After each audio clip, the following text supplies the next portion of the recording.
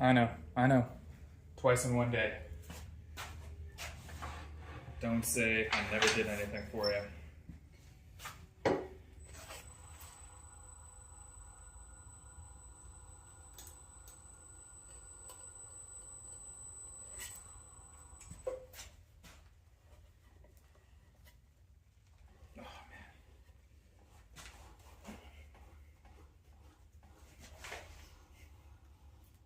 Bore that hole one more time, huh?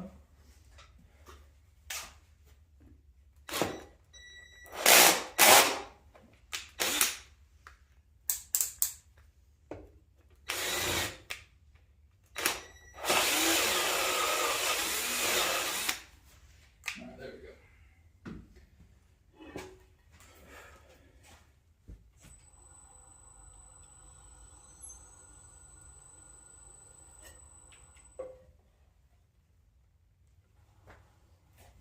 Alrighty.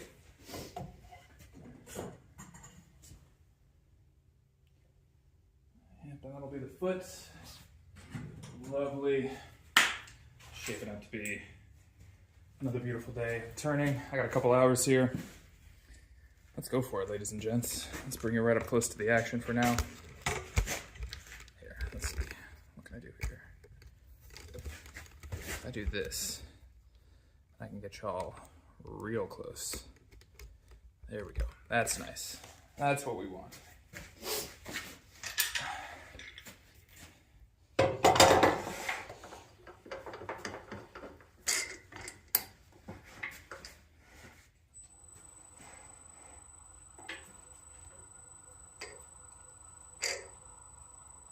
Lovely. Nice little exotic wood platter from a friend. Time to get turning, I think. And just tighten up this gouge really fast. I'll get moving. I hope everybody is having an absolutely beautiful Friday. I know I am. Taking the day off of work, getting a little turning done. Because I am full on vacation. Taking delivery of a new couch later this afternoon. It's just non-stop action over here, I gotta tell you. This is dad life.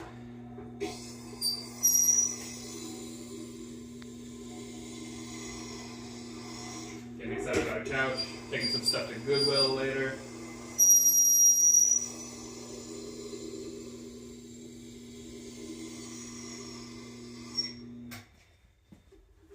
This is the good stuff. Reorganizing a closet, you know, setting up an organizational system. We're putting some racks in. Yeah. You know, I used to be cool. I just want y'all to hear that from me. Once upon a time, I was cool. Now, I'm really excited about the modular closet organization system that we're putting in this week. What happened to me, man? What happened?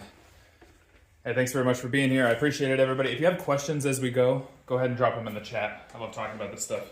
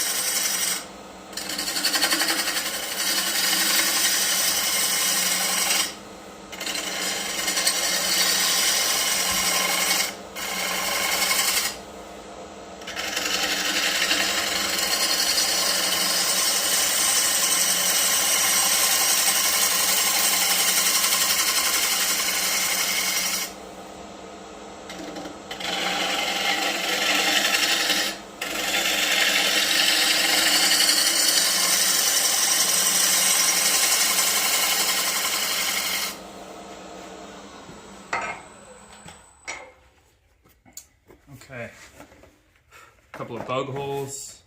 That's okay. I'm gonna run a little bit of dust collection because this stuff is really, really dry right now.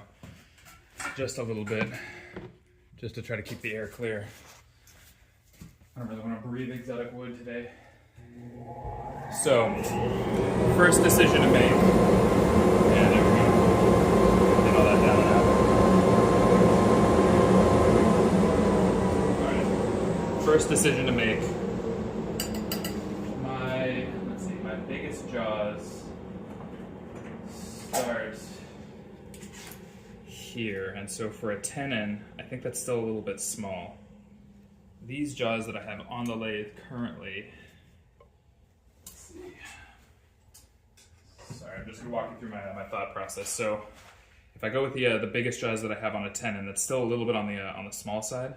So what I'm thinking is if I dial this down a bit, let's say, track those in just a hair. And yeah, I think that would work. So if I go in here with a mortise, I can extend the foot out here, maybe somewhere in here. It gives me a little bit of extra width, but that's also going to give me a nice foot.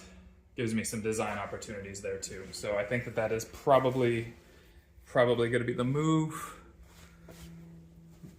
Let's give it a try. So slow the lathe way down.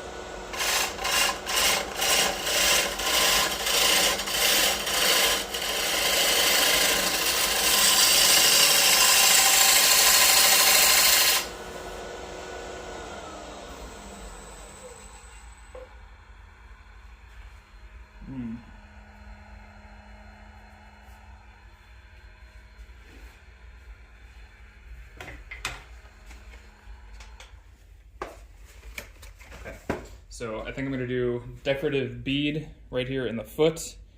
I have to push this back towards the inside. This is indeed Canarywood. What's going on, new beginnings? Welcome back. Yeah, 2 streams in one day. Taking a day off from work, so I got a little bit of extra shop time here. I just gotta keep an eye on my texts because I'm taking delivery of a couch in a little bit. How's that for exciting? All right, let's see. So gonna get this flattened out, gonna make it a little bit deeper than the outside. I think I'm gonna do an OG curve on the outside, settle this with a bead, and then, yeah, I think that's where we're headed today. Give me 1 sec to swing this around. All right, yeah, let's get the foot squared away, and we'll work on the other edge profile.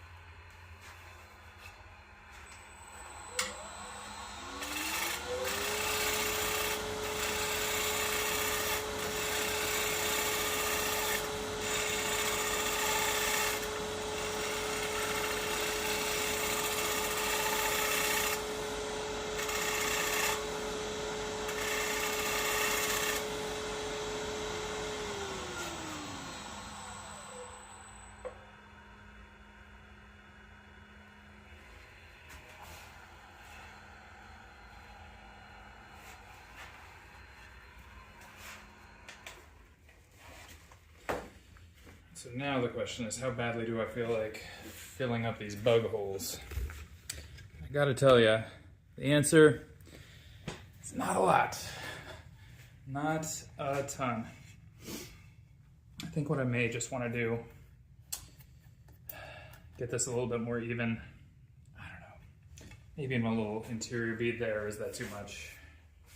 Now let's keep it classy. Let's keep it classy. I'm gonna keep the bug holes too. I've just decided it's gonna be a much more natural feeling piece. We're gonna keep it a little bit simpler today.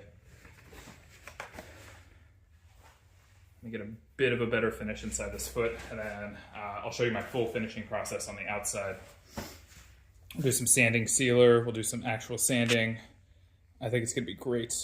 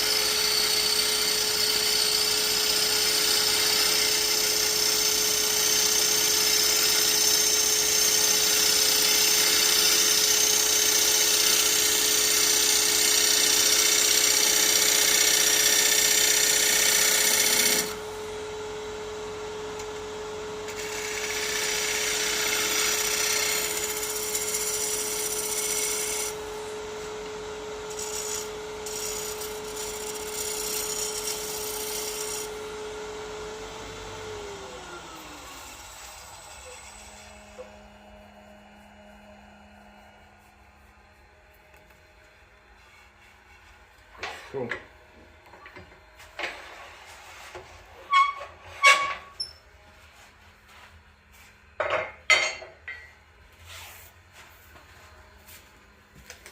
I'm gonna pull up some dust collection here. Should still be able to hear each other. By the way, if you have questions about what's going on, drop them in the chat. I like talking about this stuff. I try to check every couple of minutes just to make sure if you're curious about something that I can answer it.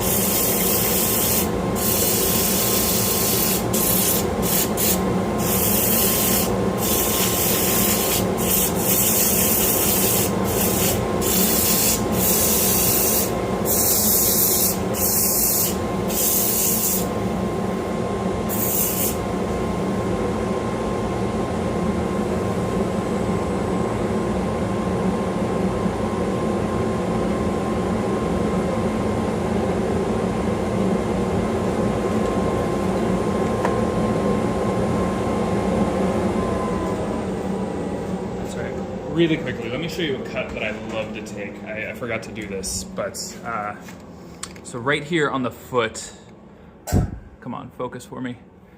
There we go, there we go. Okay, cool. The bead detail, thank you. So right here, this is flat, right? Flat going back this way. I like to slightly undercut this so it feels like a round bead on the outside. So what I'm gonna do is I'm gonna go in with a spindle gouge, a really thin one, and just push it in here just to give myself a little bit of separation here. I forgot to take that cut earlier, but it's one of my favorite little details to put on the bottom of a bowl. Just makes it feel a little bit less linear, you know? So let's see, which gouge? Probably the detail gouge is best. So yeah, nice and tidy, this guy, and that should let me get in there and just sort of undercut this just a hair. So I'll show you what we're doing. All right.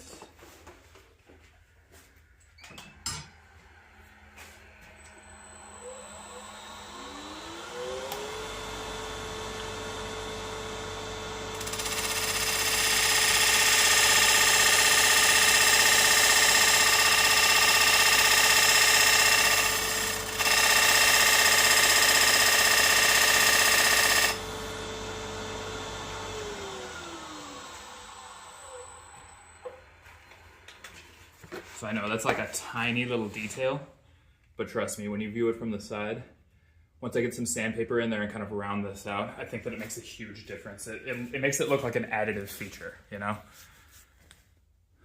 Let's see, I'm trying to get you up close enough that you can really see that. Yeah, just undercutting it ever so slightly so it looks like a fully formed rolled bead right there. And that's one of my favorite things to do. So now I get some sandpaper in there, kind of take down that angle a little bit. Should be off and running. Keep it? Yeah, absolutely. By the way, if you're here from the Shorts feed, do me a big favor, hit that subscribe button. Gives us a second chance to hang out another time. I know it's pretty random, like whatever comes up in your feed. I get a lot of random junk for sure, but if you're enjoying yourself and you want to see more wood turning, you are in the right spot. All right, here we go.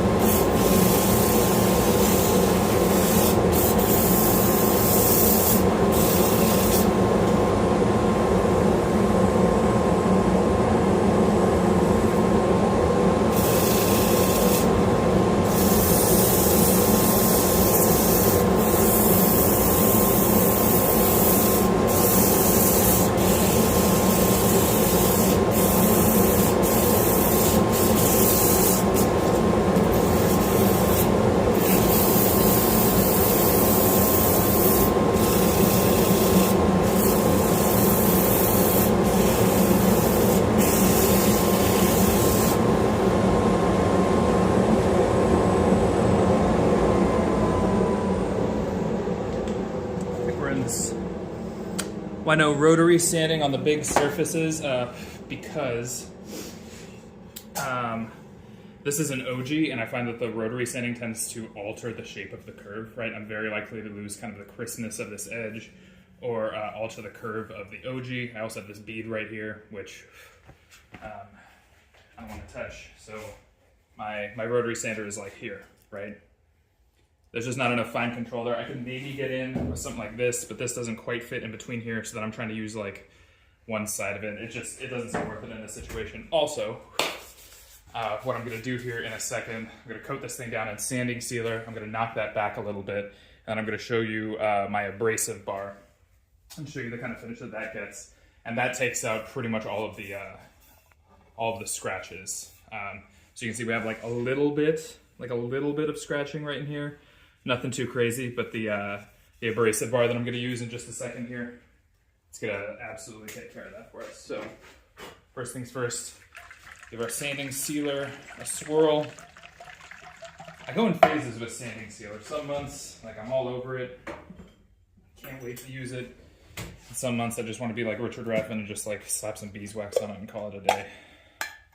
It depends on the kind of timber too. So I'm going to put on a glove because I know that there are solvents in this. I recommend you do the same at home. Sometimes it's, you know, like ethanol, not a big deal. Methanol, like they put in denatured alcohol, pretty toxic and absorbs very readily through the skin. So yeah, I would say just, you know, as with everything else in life, protect yourself to the level that you see fit. Thank you all for being here, by the way. I'm just going to throw some sanding sealer on here. If you like what we're up to right now, and by we, of course, I mean the royal we, because it is just me, do me a huge favor, hit that subscribe button, especially if you hear from the shorts feed. I know that that's a random draw for you, right? So just a thin coat, nothing too crazy. Basically just trying to seal up the pores of the wood a little bit.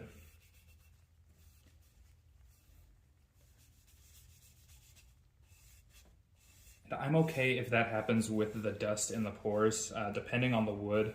Like if it's a dark wood, or if I want to be able to see that grain texture after the fact, I'll come in here with some denatured alcohol. This one, I'm actually okay with the pores sort of filling in with the sawdust as well. Especially since we have varied color in here.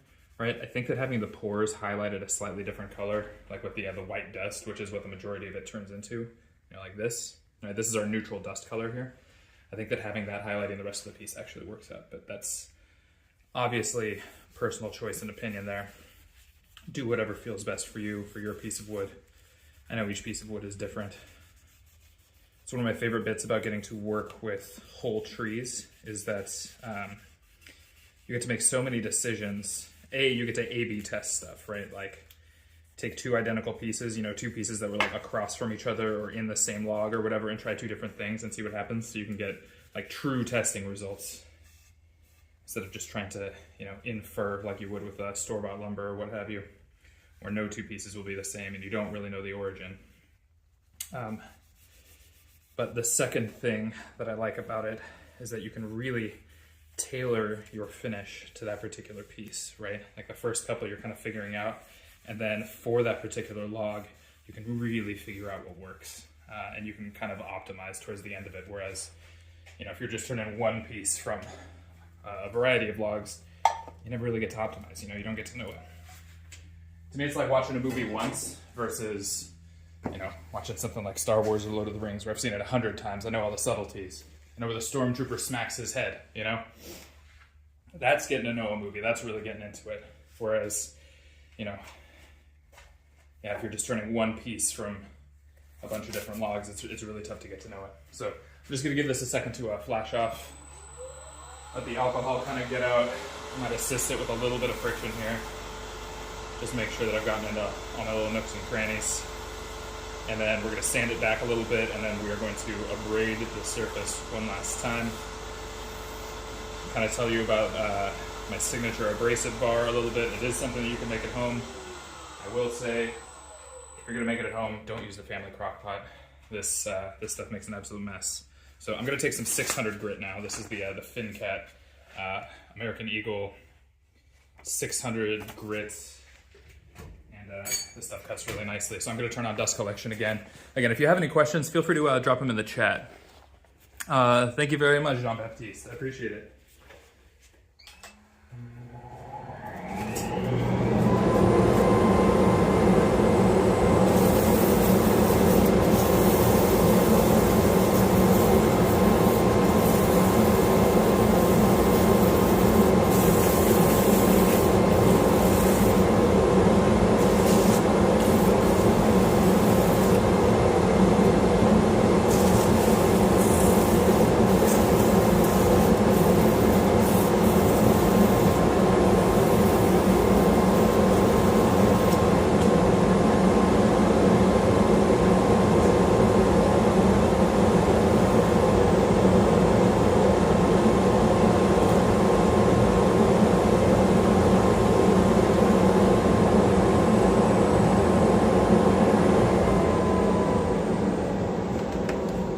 Now I'm going to show you the abrasive bar. So I've knocked it back a little bit. It feels like wood again.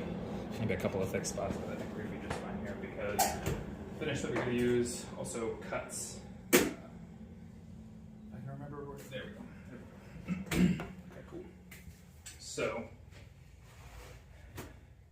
this finishing product that I'm going to use, I made here at home, is my own abrasive bar. It is Tripoli, Carnauba, beeswax, and tung oil. And the reason that I'm using tung oil is because some of the other products on the market, they're good, but they use mineral oil, which never dries, which means that it's tough to put other finishes on top of them. I just use this as like a kind of a one-shot finish, you know. So here we go. I'm going to spin it towards me, actually. So just a solid bar. Just go throw a little bit on here. Make sure I get into the crevices. A little bit on the top. There we go. Drag some out there. I'm going to put on my face shield because this stuff tends to kill when it comes off.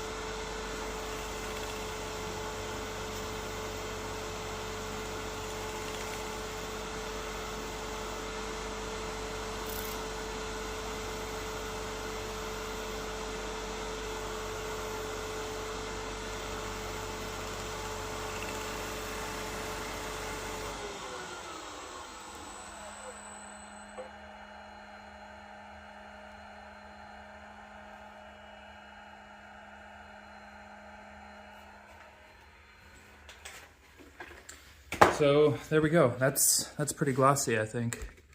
Let's see. Get some of that chatoyance in there.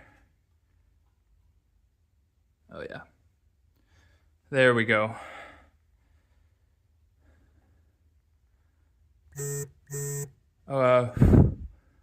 C'est dommage. Boy, my French is pretty rusty. Merci pour vous. Oh man, thank you for being here. I appreciate it. Yeah, so I'm gonna flip this thing over and hollow it. I just got a text from my wife that some tables are arriving for us, so I need to get a move on with my day. So let's get this thing going. 1 second.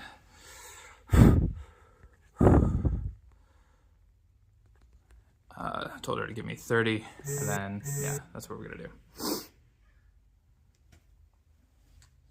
Cool, all right. Here we go. And I'm really crossing my fingers that I got the diameter on that foot right. And if not, it's not a hard fix, but you know.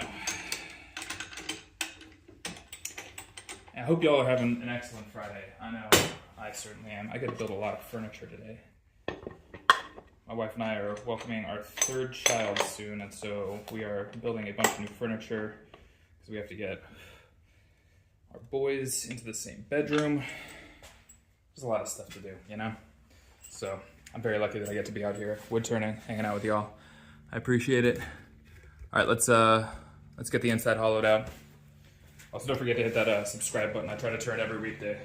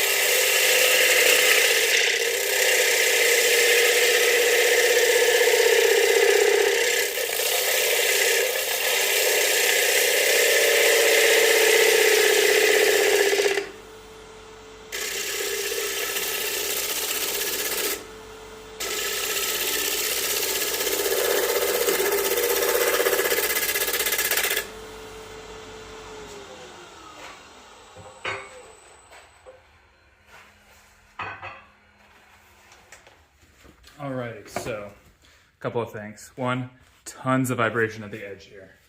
All right, that's starting to get really rough. Two, that's getting pretty thin. So I'm gonna make a business decision here, and I'm gonna sand this in the rest of the way using the rotary sander. Let's say, start at 120. Because I have a clean surface here, I'm okay using the rotary. And we're just gonna get a nice clean curve. And just kind of walk this one across the goal line, you know? No sense getting too fancy here. Outside's looking good. I'd be ashamed to blow it at this point, so there we go. Let's turn that on. Protect the lungs.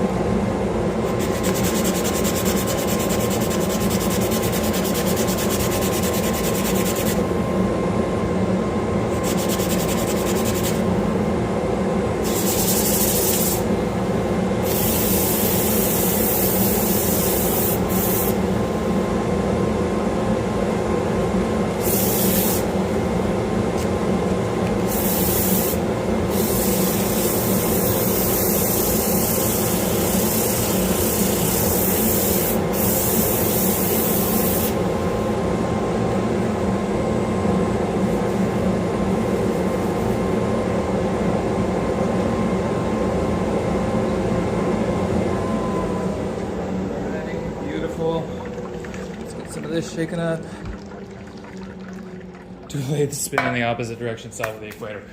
Yeah, it's like a whirlpool, you know. The craziest thing is when I go forward or reverse, the season changes. So right now it's spring.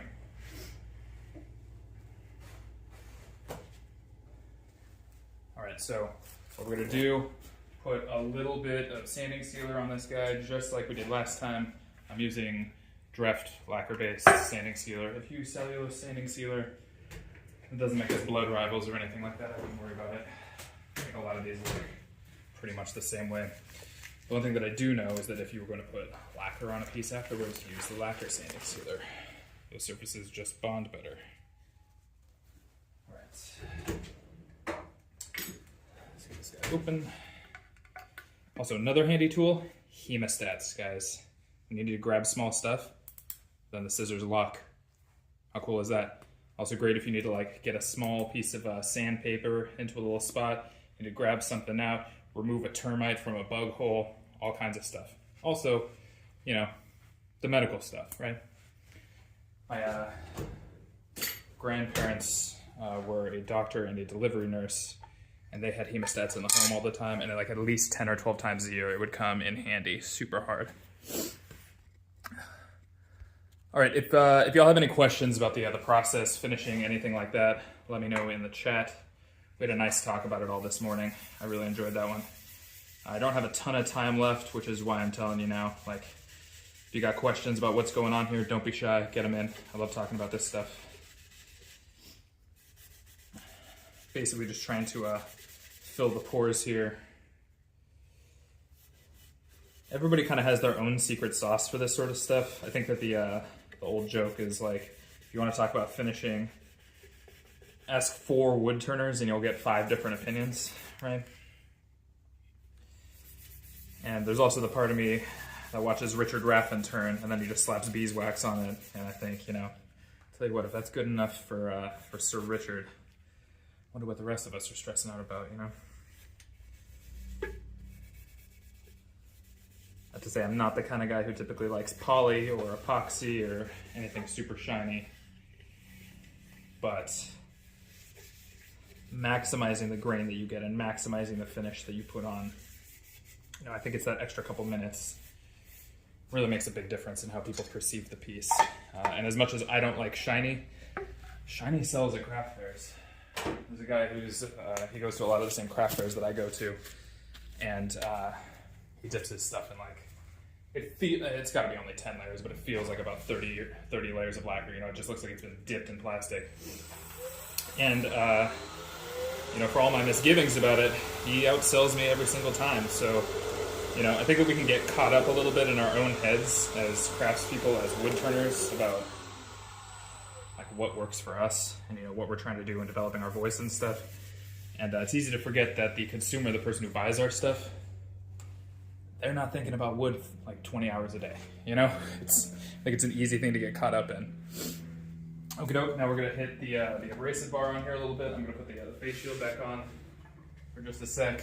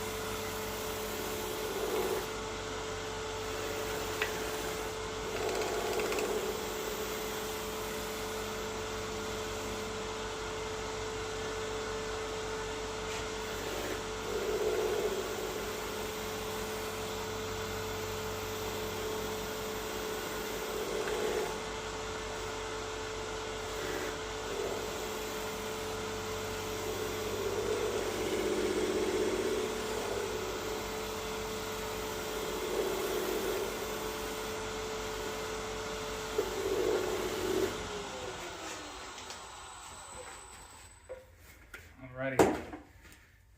Let's get in here and check it out, huh? How'd we do? Oh, yeah. Yeah, I would say that we did just fine there. Perfect. I might hit that with a little bit of oil later, but yeah, I think that's a pretty nice piece. I think that one will work. Last call for questions, if you have any, about the finishing process, about the abrasive bar. There we go. Just want to say that I appreciate y'all being here. If you found me through the shorts feed and you stayed to watch the piece, do me a huge favor, hit that subscribe button. That way we get to do this again. I try to do this just about every weekday, unless my kids wake me up way too early and I don't get a chance. So there we go. Thank you very much, Jim. I really, really appreciate it. Thank you to everybody who commented in the chat. This has been a fun one. I love getting to do 2 of these in a day. I would do this all day, every day if I could. Look forward to that in the future. Also, small chance I might be doing some rebranding in the near future. If I change my name, go ahead and look for that explanation video on the channel as well. Thank you all so much for being here. I'll see you on the next one.